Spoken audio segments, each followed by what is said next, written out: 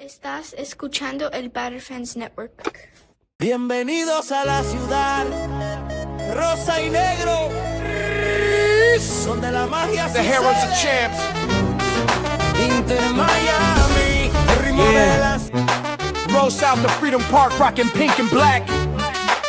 Official tissue in the 305, bounty full of greats. The Battered fan with Chris and Dan dropping hot takes. Messi and the Herons start the season with a star on the crest. So 29 fan bases can cry, cause we the best. Sign homegrowns like Noah, Frey and Ruiz, replacing goats with greats. Yeah, Miles got the cheese and he called it. Freedom to dream was the backbone. From Lockhart to Miami, it feels good to be at home. Multiple times a week on YouTube and audio. Take the time to subscribe, like and share the show. So check and chat, grab your MLS cup and coming. No question about it, I'm ready to get a star again.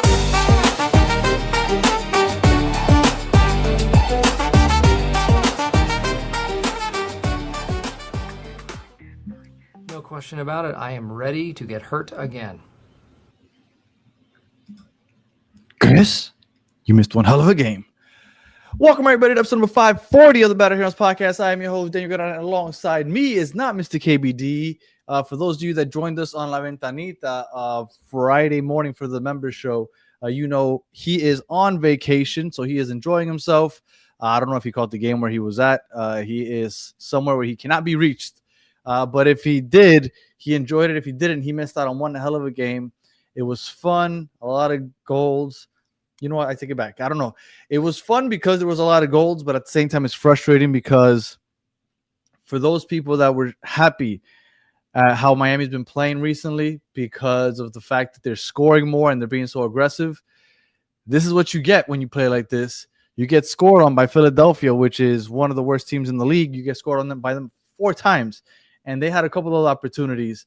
So not the best of showings. Again, entertaining if you like gold, obviously. But definitely not what you want when you're trying to win a championship.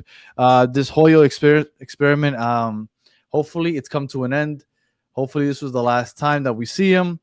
And yeah, that's really all it is. It was an interesting game.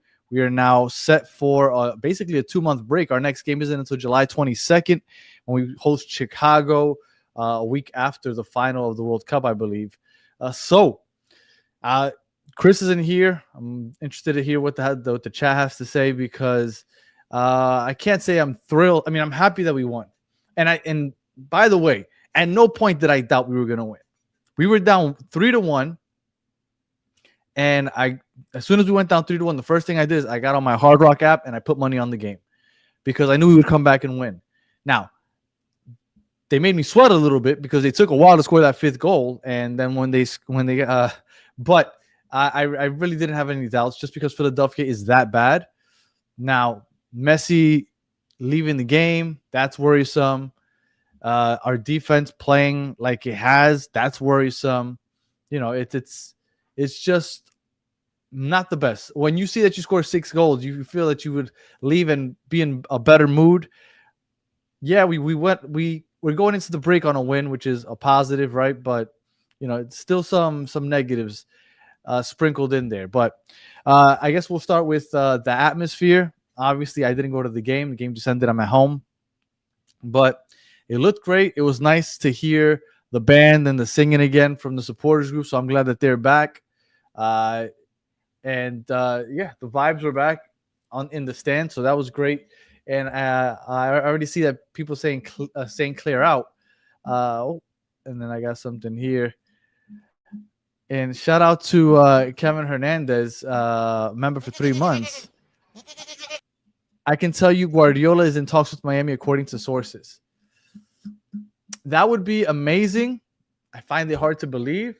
But then again, if somebody would have told me back in 2020 that Messi would be playing for us, I would have found it hard to believe also. I didn't come around to the idea until around the summer of 2022, at the point that he was already in PSG and stuff. So hard to believe, but, I mean, not impossible. Rocco Blocco should start. I'm seeing all these comments. So we're going to get into all this. So let me try my best to navigate this like I usually would with Chris here. And let me start by pulling up the starting 11. So it looks like Hoyos, if nothing else, has solidified who his starting 11 was. He went with St. Clair at goal, You have the duo of Lujan and Mikael. You have Region on the left. You have Frey on the right. You have Bright as your single pivot. You have Rodrigo De Paul and Segovia as your eights. Then you have Messi out wide with, I guess I saw Suarez out wide often, so maybe he was out left. And then Berterame up the middle. I mean, it's worked as far as being aggressive in the attack. It's worked. It did have its moments where I felt like Philadelphia. Okay, I guess we'll get into it. Let me not even I don't have anybody to bounce things off of, so I guess we'll just get into it. It was interesting because the game plan for Philadelphia seemed like it was hold not a low block, but a mid block. So they weren't necessarily pressing high, but they were making it very difficult to get through the midfield. So they almost dared Miami to play a perfect ball, and they were just trying to hold their line to get them offside. And that's what you were seeing. They were having a hard time getting through the midfield. They're very compact. It felt like all 11 players were in that second third, right in the middle, that middle third. And it was just whenever we could get a ball over the top or through, then we were off to the races. So it became like a ping pong match almost, which was very entertaining. But you saw what that led to. That first goal from Philadelphia, that was not a backbreaker, but it was frustrating. And then right after that, you have a penalty kick, and you're down 2-0. What was it, in the first 10 minutes? And I felt, and you guys tell me what you guys think, I felt like Miami almost overlooked their opponent. You know, everybody's already looking, because that's the downfall of expecting a 2-month break. Some people are already thinking about the break. Oh, and Messi and Nepal and maybe even St. Clair are already thinking about the World Cup. So I felt like they might have overlooked Philadelphia because it's the worst team in the league, and they're at home and they have the break coming up. And in the first 10 minutes, I felt like Philadelphia put it on them. And next thing you know, they have to snap back into reality. And they did, because just 3 minutes later, Berterame does what he does, right? He gets a tap-in goal, and that's what we come to expect from him. Even though, let me say, this probably was the best game we've seen Berterame play. He was all over the place. He was hustling. He finished the chances he had. You know, we make fun of him because all he does is tap-ins, but you know what? He's blown so many tap-ins that he got them all today, so I can't criticize him for that. He even had, even though he did blow that one-on-one chance against, oh my God, I'm blanking on his name, on the Philly keeper, Andre Blake. Andre Blake stopped him one-on-one, but he was lucky enough to get the rebound back and lay it off to Suarez, and Suarez got his hat trick. So all in all, I thought Berterame had a good game, and then he gets his tap-in goal. All of a sudden, it's 2-1. When it's 2-1, at that point, I thought, all right, we're good. Like, they needed a wake-up call. They went down 2-0. They woke up. It's time to go. And then in the 20th minute, Kevin Sullivan is dancing around. Let me tell you something. This is the first time I get to watch Kevin and like really focus in on him. That kid's going to be a baller. The way he was dancing around, he was basically the whole attack for Philadelphia. I felt like he was involved in everything that they did, and he was the one that basically made that third goal for Philadelphia. Now, when they scored that third goal, they were up 3-1.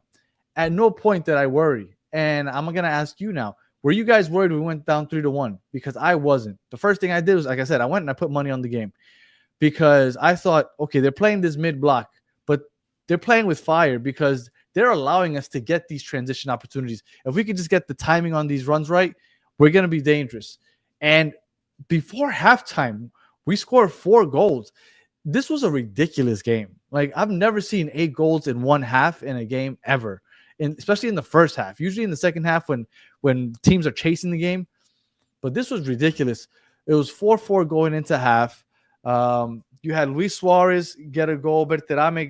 Luis Suarez had a brace in the first half. Berterame had a brace in the first half. It was just an overall fun game. If you like to watch goals, 4-4 going into half. Now, it was insane. So let me try my best to go, because Chris isn't here. He's usually the one that deals with the chat. Let me try to have you guys jump in also. Menita said, I was not worried. Today was so strange by Aqua Hawk. Kata saying horrible game, really structure went out the window. There was no structure. There was no defensive structure. It was really bad. But I say that there hasn't been defensive structure since Hoyos came in charge. This is how we've looked defensively.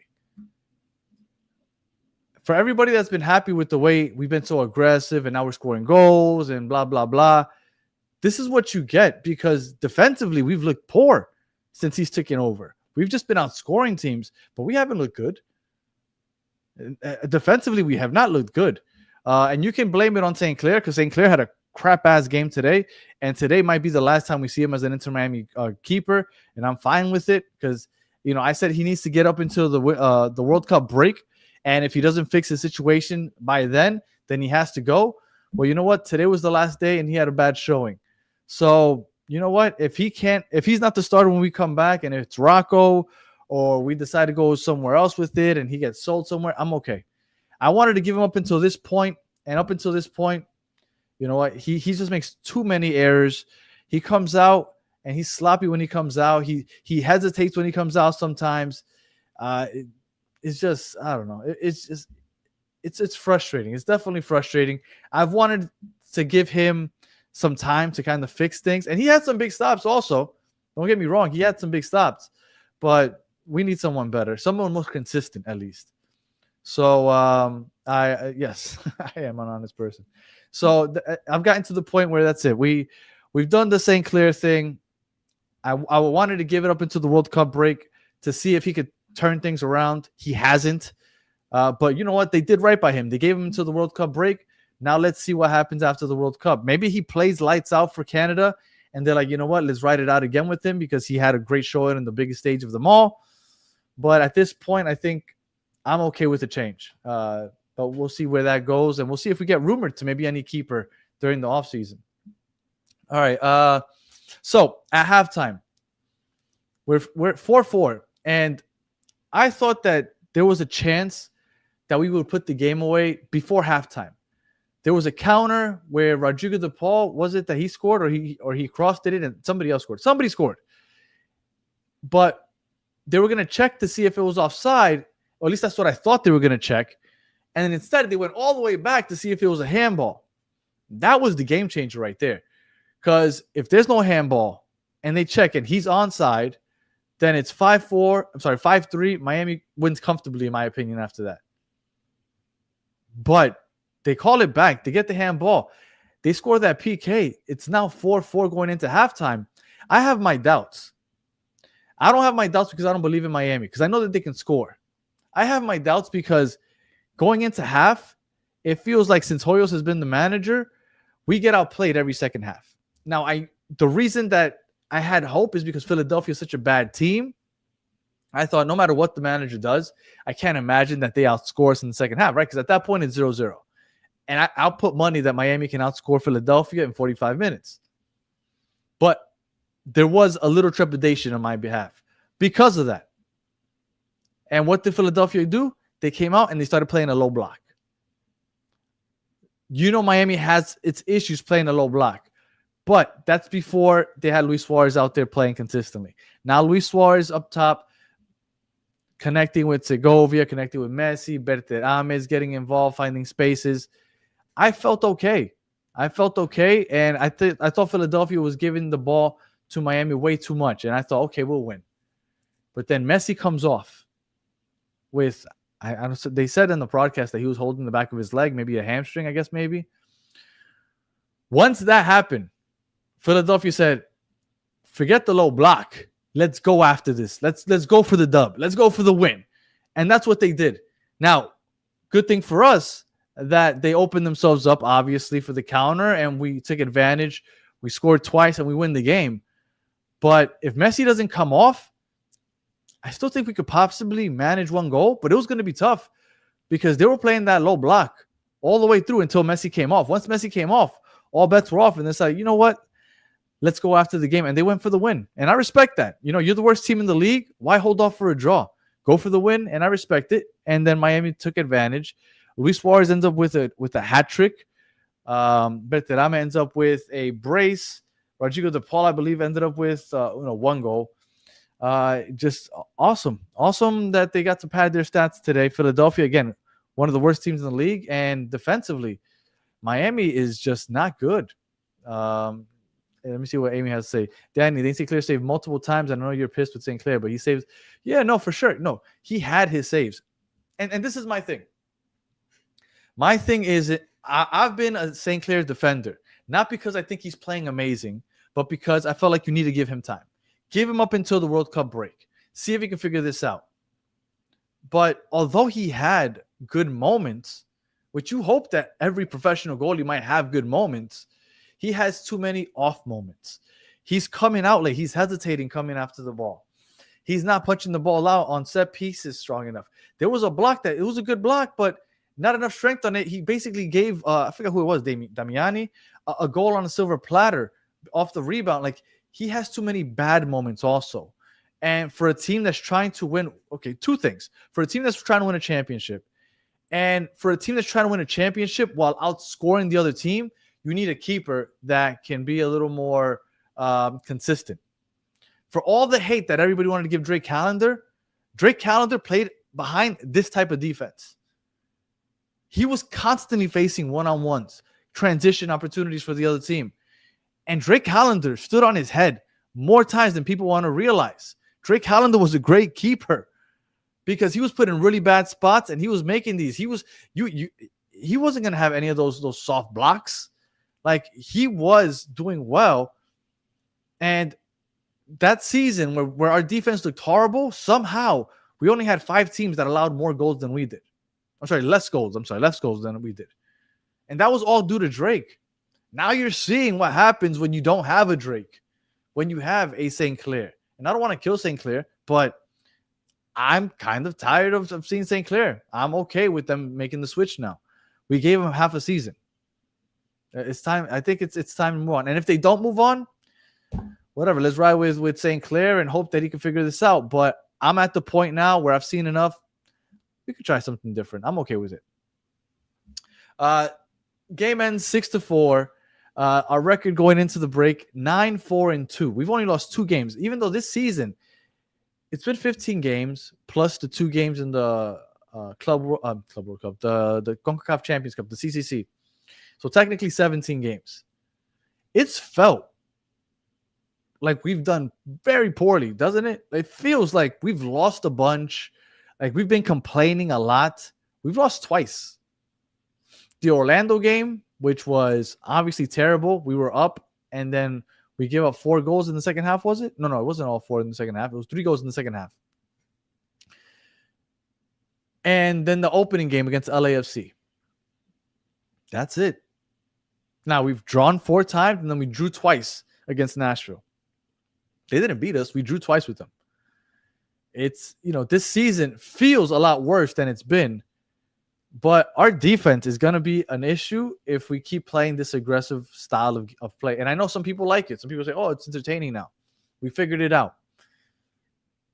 You could say we figured it out, but we're going to have to keep outscoring teams. And if we are having a hard time outscoring a Philadelphia Union team that going into today, I'm going to have a hard time finding it quickly. But I have a feeling was probably one of the bottom teams in scoring so far. Let's see, Philadelphia. So before today, Philadelphia had scored 14 goals in 14 games. That means they scored 1 goal per game. They put up 4 on our defense. If we play against a good attack, there's a good chance that we're going to have a hard time winning because we're banking on outscoring these other teams. If we play against, I don't know, off the top of my head, I'm trying to think of one of the better offenses. Nashville. Nashville's been put, Vancouver, San Jose. Like, these teams that put up a lot of goals per game, we're going to have a tough time with these teams because our defense is not consistent. So that is a worry. Now, if you guys want to go through the lineup, because I see a lot of people talking about RDP. Today was his birthday. And RDP, I felt, has been playing better since Yannick Bright kind of took the roles of the single pivot, and they kind of give RDP a little bit more freedom to push up. But RDP has been prone to turning the ball over. And he's been doing it consistently throughout the year. Now, he did have his good moments also. They were playing through him, obviously. He scored a goal. He might have had an assist, but he is very inconsistent in the midfield as far as distributing the ball. Yeah, and it's caught me off guard, and I've been surprised at how often he's been turning the ball over. So that's disappointing. There was one moment in the game where Yannick Bright, for some reason, I don't know why he was unmarked on top of the box. He has an opportunity to take a shot, and he ends up taking the shot. And I thought to myself, if Casemiro gets that chance, he's drilling that thing in the back of the net. Now, I love Yannick Bright, but if Casemiro's coming and he finds himself in that position, Casemiro is not doing that. He's drilling it, or he's at least making the keeper have a tough block. The whole defense was bad. I'm seeing here, Barney saying Lujan was bad. Yes, he was. Lujan was bad. Ian Frey, even. I love Ian Frey. Ian Frey didn't have a good game. And what was up with that weird yellow card where they get a corner kick and he's complaining that it's a handball and he starts bitching out the ref? I felt like, man, is Luis Suarez rubbing off on Ian Frey? Because that was, and even Luis Suarez was telling him, like, yo, calm down. What are you doing? He got a really silly yellow card for something that ended up in a corner kick anyway.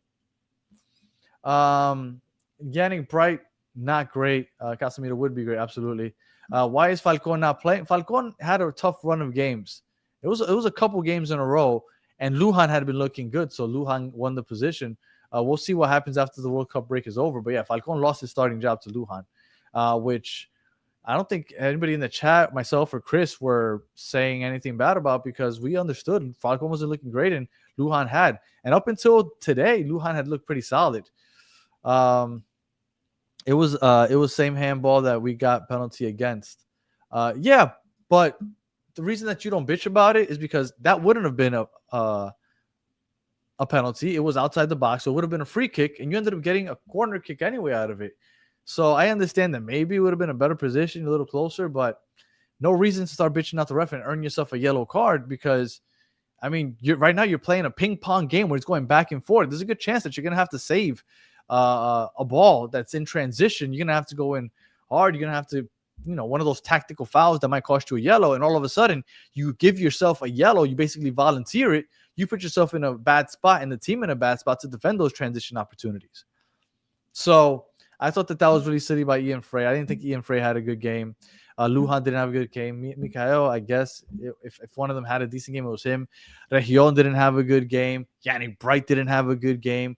Rodrigo De Paul was turning the ball over. Segovia was pretty much non-existent today, I felt. I felt like the front three were basically carrying this load. It was Messi, Messi, Berterame, and Luis Suarez today. And it's like I said, it was a frustrating defensive performance. It's nice to see that the team can put up 6 goals, but there was no structure in the defense. You give up 2 penalties. It was just all bad. Kevin Sullivan is dancing around your team. It's just, again, very, very unfortunate. Danny, play the guessing game with the chat. It's hard to play the guessing game with the chat because all of you guys have probably already seen the ratings. Segovia MIA today. Did you see Messi telling Segovia to stop getting his way? I did not see that. But I did see Messi coming off the pitch, and shout out to all the Argentines that are watching right now, whether it be live or after the fact. Good luck to you guys, because that's not what you want to see just a couple weeks before the World Cup. I don't want to see Messi not participate in the World Cup. I would assume that it was precautionary. He didn't like he was limping or anything. He has now like 3 weeks, is it? 3 or 4 weeks 3 weeks to get healthy. And because there's 48 teams in the World Cup now, a lot of those group stage games are, I don't want to say easy, but I think you can afford to rest Messi if needed. So Argentina should be okay, but we'll see. I am worried. I also saw a picture going around, which I didn't notice when it happened live, but I saw a picture going around of the referee blew up his shoe and his foot went through his shoe. I don't know what was going on there, but I thought that was interesting. Juan is saying, Dan, you got to try to get in on the Sunday League with Suarez, Frey, Allen, etc. I don't know what Sunday League you're talking about, but that sounds fun. I would love to do that. Cool jerseys tonight. Yes. I absolutely loved this themed the before the World Cup, where the numbers had the 48 flags represented in this year's World Cup, and then in the front that it had the country that each player represents, whether it be two nationalities or one. I thought that was a really nice touch, and I wonder if those are going to go on sale, because if they are, I thought that was a really nice touch, and I wouldn't mind looking into getting one of those. All right, so I guess we'll go into what we usually do. And obviously, this is going to go a lot faster since I was talking to myself. So let me pull up the starting lineup. And then in the chat, you guys can help me out. You guys tell me who was a standout for you, and then I'll do the same. So standout for me, I'd have to say Berterame. Although, yes, they were tap-ins, he finished them. Because we've been criticizing the fact that he can't finish the tap-ins, that he's blowing these easy opportunities. So I'm going to say definitely Berterame was a standout. I don't think I can say anybody else. You know what? Although Rodrigo De Paul was giving away the ball, I think that in the attack he's been doing very well. I think he is progressing the ball very well. They're playing through him. And I'm going to say standout just because, one, I have nobody else to give it to. And two, because I'm trying my best to be pro RDP. Because I feel like since Bright came in and played that lone pivot, yes, RDP still giving the ball away, but he has as many good moments as giveaways now. Because before, I thought that he was having more giveaways and bad moments. I think RDP is changing things now, and I think he's looking much, much better. So if he can just clean that distribution up and stop giving the ball away, I think Rodrigo De Paul is really growing into what we need from him. Maybe not DP, but he's playing very well. And Silbetti, that's another good one. Shout out to everybody saying Silbetti. Currently saying Silbetti. Yes, that's a good one also.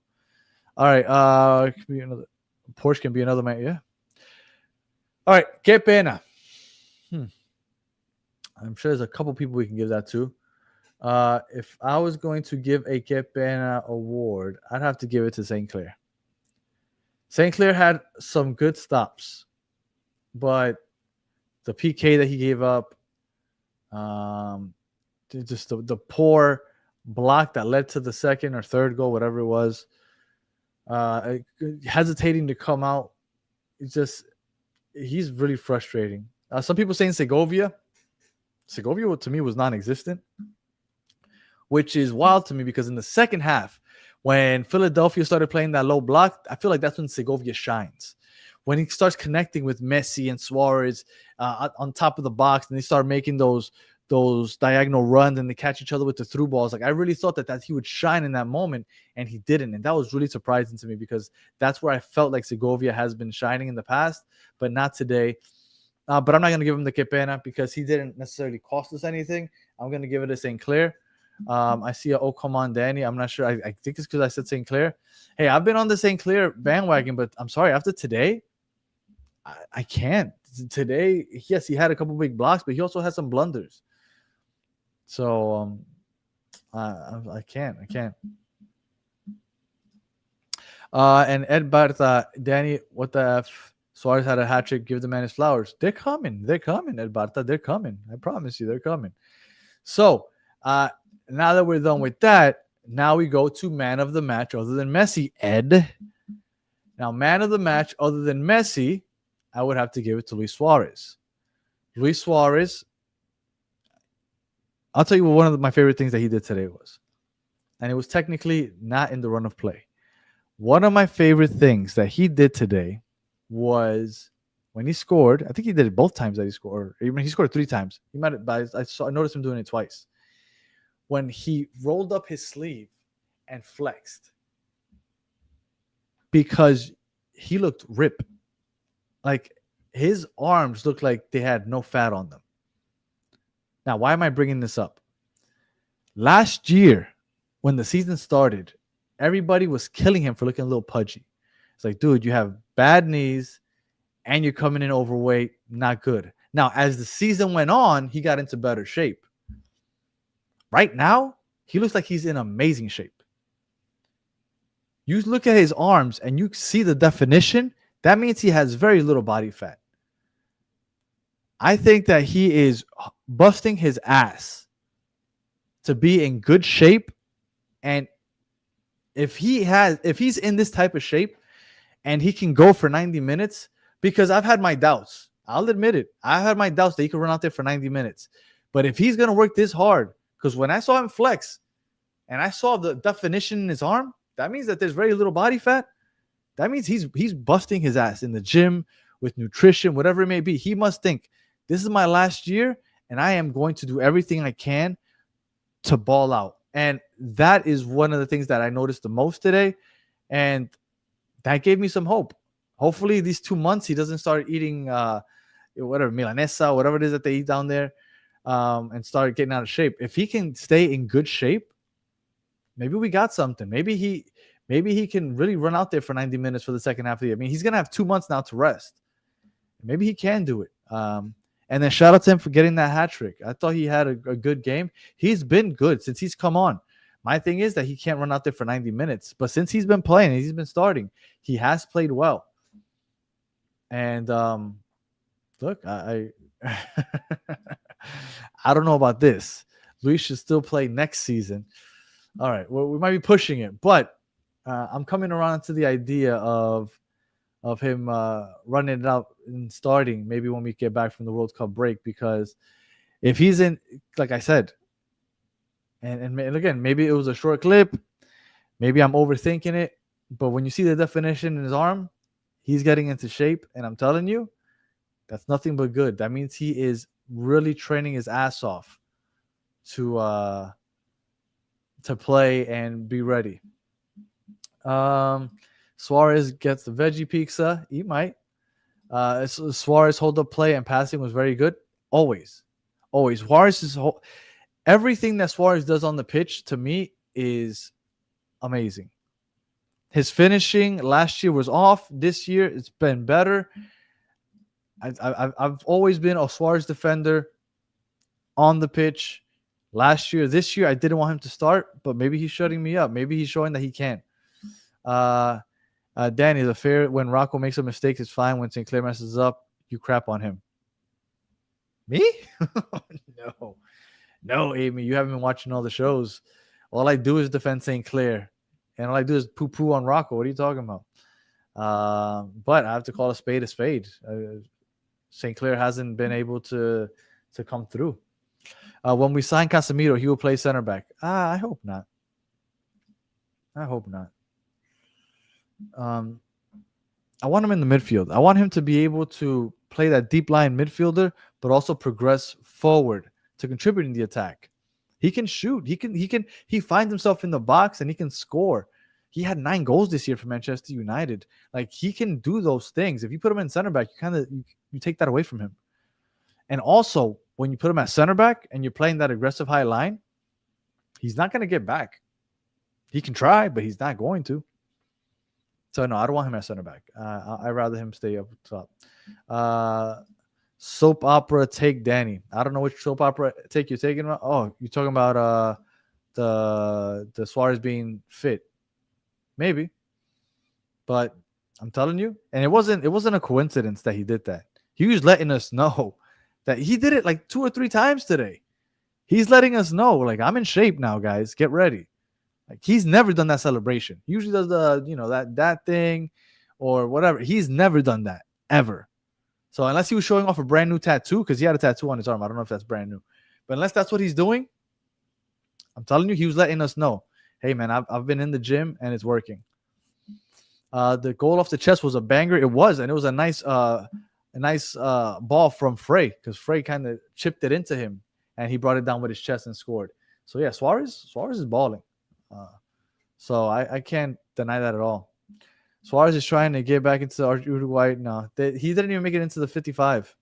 So there's no chance he's going to be there. Pep Guardiola to Inter next season. I would love that. Highly doubt it. Daniel hasn't said a word about Region being shit. I did. I said that he wasn't good. I said he wasn't good. Frey wasn't good. Mikhail was. I think Mikhail was the only one that I don't have anything bad to say about. It wasn't great, but I didn't see anything crazy bad either. Lujan was bad. St. Clair was bad. Bright was bad. I said everybody was bad. Saw that English media. I do believe them because they did say Casemiro was coming. Oh, so you're saying that about Pep? Look, I would love that. Could you imagine? Now, I know that this is open to interpretation, right? Like, oh, not interpretation, but everybody has their opinion on who the greatest manager of all time is, right? So Alex Ferguson, Johan Cruyff, whatever. There's plenty of options. Pep, in my lifetime, is the best. In my lifetime. And I would absolutely, it's beyond me to believe that when I became a fan and a season ticket member in 2019, that at 6 years later, I would have the greatest player of all time and possibly the greatest manager playing for this, like on this team. Like, I find that hard to believe, but that is something that, as they say, freedom to dream. That would be absolutely amazing, but I don't see it. Danny, sorry, I understand, but when World Cup, St. Clair will bounce back. That's what I was saying. I hope that he leaves. He comes back from the World Cup with some World Cup experience, and it'll be great. Danny, who do you believe will win the World Cup? That's a loaded question. I don't know. I mean, just off the top of my head, without thinking too much, I'd say France. I've never seen a team as deep as them going into a World Cup before, and healthy, because not only are they deep, they're also very healthy. Unless I'm missing something. So I think that they have a great chance. But there's going to be a lot of teams that have good chances, some dark horses. And if anybody wants to hear us talk, because we're going to be going all summer long, Battered Herons, not as much. Obviously, we don't have as much to talk about. But we are going to be getting on to talk about the World Cup. I'm hoping every day, because I will be locked in every day. But Battered Footy fans and Battered Soccer fans are the two channels that we're going to be going on very frequently. So if you haven't already, Battered Footy, so Battered and Footy, Footy, go ahead on YouTube right now and subscribe. And then Battered Soccer fans. If you're interested in the U.S. men's national team, Battered Soccer fans is where we're going to be talking about that the most. And we're also going to be keeping up with all the MLS teams throughout the break about the first half of the season and all that stuff. So if you want to hear more about that, and then Battered Footy, I finally convinced Chris to start talking world football, and we're going to start with the World Cup. So make sure that you tune in and you subscribe there. All right. Let's see if is La Familia drama over? Yes, they were back. They were singing. They were drumming. It was awesome. Let's see if anything else before I get out of here. Battered World Cup show, Danny? Yes, but it's not Battered World Cup. Let me write it real quick so I could. It is Battered Footy fans.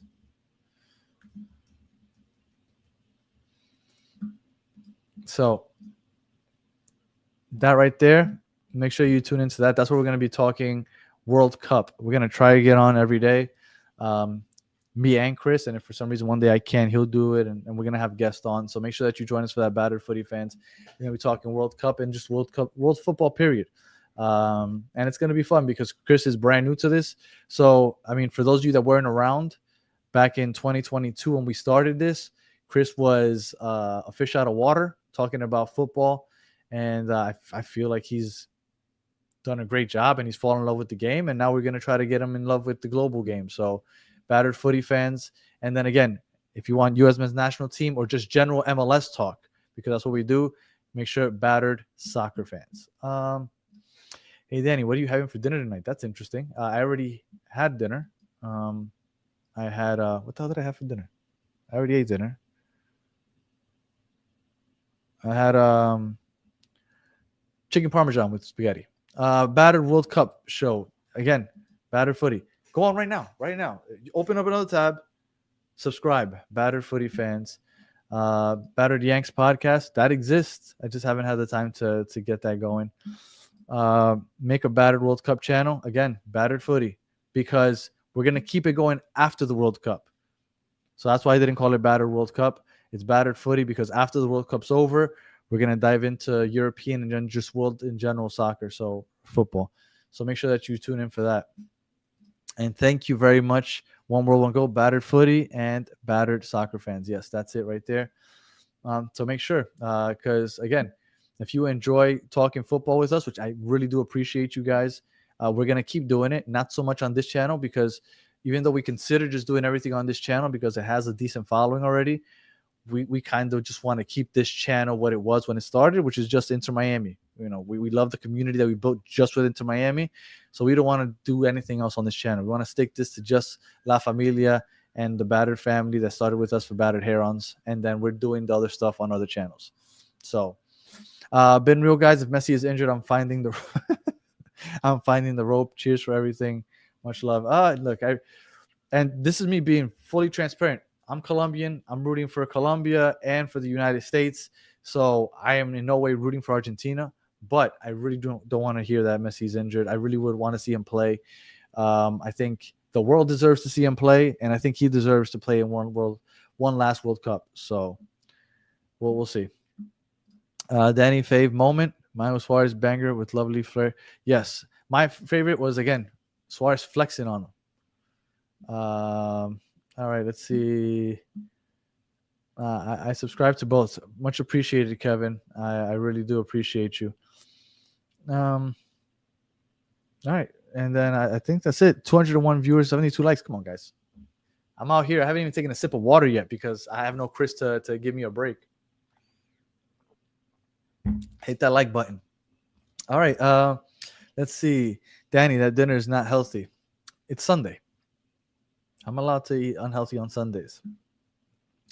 Cara, same USA and Colombia, vamos. Cara, you might like Battered Cafeteros, which is also another show that we got going that follows the Colombian national team, and we're going to be coming on here later this week to talk about the selected team and all that. So make sure that you join us for that. So we got football everywhere on the Battered Network. All right, I think that's it. Que pena, the ref. Whatever. I've said it a bunch of times. I don't like blaming refs just because, I don't know. You could always blame the ref for everything. And Suarez wasn't flexing. He was showing his pistolero tattoo. Okay. How many Battered is there? A few. We got football. We have Herons, soccer. We're going to start footy, Cafeteros. And then if you like baseball in Miami, we got the Marlins. We got the Battered Heat.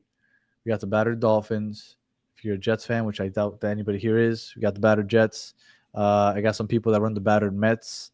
I was going to start the Battered Yankees. So we got some stuff for a lot of people. All right. I think that is it. Unless anybody has anything else that they want to chime in with, I think I've covered everything. We probably will not come on tomorrow. Chris is still on vacation, so we're probably going to come on either Tuesday or Wednesday.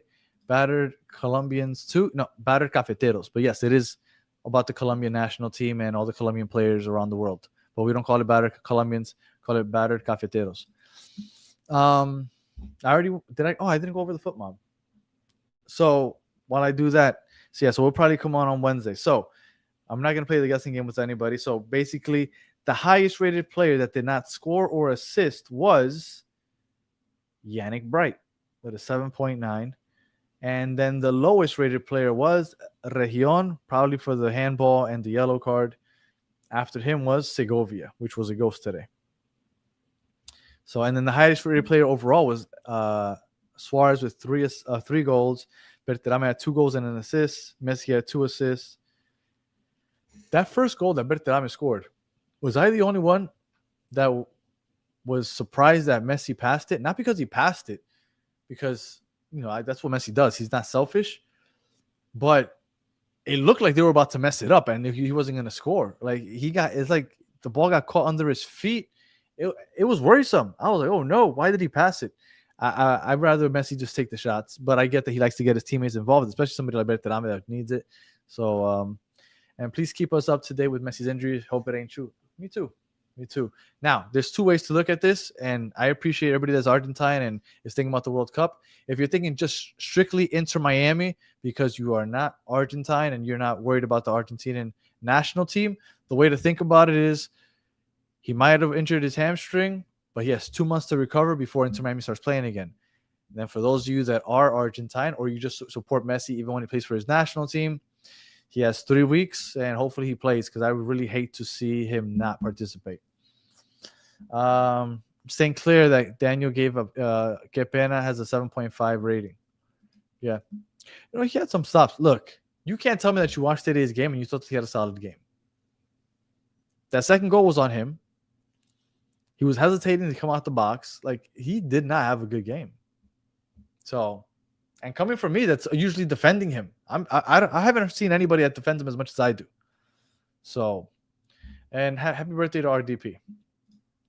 Is it possible that Messi just didn't want to say hi? I'm not going to lie to you, Xavier. The conspiracy theory in me thought that for a second. But if they would have had the lead, maybe. They were still tied. He wants to win. But it did creep in my head. I was like, ooh, is he trying not to have to deal with them? But no, I don't think that was it at all because they were still tied at that point. He wants to win. Messi's all about winning. All right, yeah, Messi's just being careful. Look, right now, we all knew that the priority for him, and it's understandable. I don't blame him. The priority is the World Cup. That should be for every professional footballer. If you have an opportunity to go to the World Cup, that should be your priority. So for those of you that want to keep talking football tonight, I got 2 more shows for you. We got Las Garzas coming on in about 10 minutes or so. So if you want to keep talking about Inter Miami en Español, make sure that you join us for Las Garzas. And then after that, around 11:05, give or take, I'll be going on to recap the MLS week. Again, I'll be doing it solo without Chris. But again, at 11 o'clock, we'll be doing Battered Soccer. And we can talk about the whole Diego. Well, actually, you know what? We're going to do that tomorrow. I'm going to be going on to talk about Diego Luna not making the team. I don't know what they're doing with Miles Robinson making the team, not bringing up Aiden Morrison, and we only have Tyler Adams playing center defensive midfield for the USA team.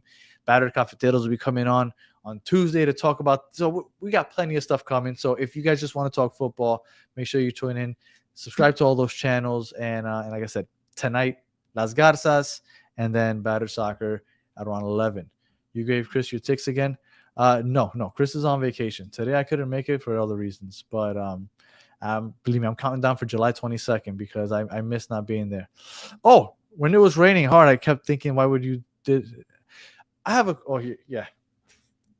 question, and then I'll bounce out of here. Anybody watching live, was anybody at the game? Because as I'm watching this, I'm watching it with my wife, and we're wondering because our seats are in the first row. And I was thinking, I wonder if we would be getting wet right now because technically it has the cover, but I would assume that if we're in the first row, we still get wet. So I was wondering if anybody at the game could tell me if you were somewhere in the first couple rows, if you still get wet. Because I think that I might have gotten wet. Did the roof leak? I wondered. I don't know. So I'm curious. It looked like it was raining pretty hard for a while. So, all right. Again, and if you're watching this after the fact, please comment because I'm curious to see what people say. Hoyos the GOAT, is he leaving? I sure hope so. He's not the GOAT. You cannot win playing this defense. You can't. And you know what? Maybe you can. Let me take that back. Maybe you can. But you're rolling the dice because you're living on the edge. It's really hard to win that way. So look at what Atlanta did to us. And everybody's like, oh, Tata and his defense. Yeah, well, you know what? We're doing the same thing again. So this is not what we want. And I pray that we end up with Pep somehow. That would be, I can't even imagine. I don't even want to imagine. Forget it. I'm not even going to think about it because that wasn't even a thought in my head. I don't even want to think about it. Danny, I can't believe you missed the game. Yeah, I know. Life. But it's okay. I won't miss the next one. I promise. All right, that was one of the craziest MLS games I've ever seen. 8 goals in one half, absolutely. And shout out to One World One Go, Battered Cafeteros. Yes, we'll be back this week talking about Richard Rios possibly going to Real Madrid now that oh my God, I just blanked on his name. Whatever. Oh my God, I can't remember. How did I just blank on his name? Whatever. But Richard Rio might be going to Real Madrid. A bunch of stuff to talk about. World Cup. All right, and let me stop because I could just keep going. New stadium now has seen 3 hat tricks in a month. Hey, all I'm worried about is the fact that they've seen 2 Heron wins in the last 2 weeks. That's what I'm cared about.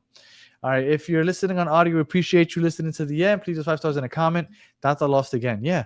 He also said a couple weeks ago, like, if it wasn't for my history, I would have been fired by now. He's basically saying, like, I'm doing a crap job, and they should go. I know Danny Carvajal retired, which was, they had a nice little ceremony for him, a nice tifo. These are the things we're going to talk about on Battered Footy after the World Cup. So make sure that you join us for that. And as I indoctrinate Chris into the world of football, right? Because I started him off with Inter Miami, and then I opened up a little bit, and I introduced him to the MLS, and now he's keeping up with the MLS. Now we're going global. Let's get Chris global. All right. Again, if you're watching on YouTube, please like and subscribe if you haven't already. For those of you in the chat, appreciate you guys. I wouldn't have been able to do this for 50 minutes without you. And we will be back probably Wednesday. So we'll be back on Wednesday talking some more Herons. And then by then, I will let you know what our schedule is looking like for the World Cup and all the channels and everything like that. So until the next one, have a good one.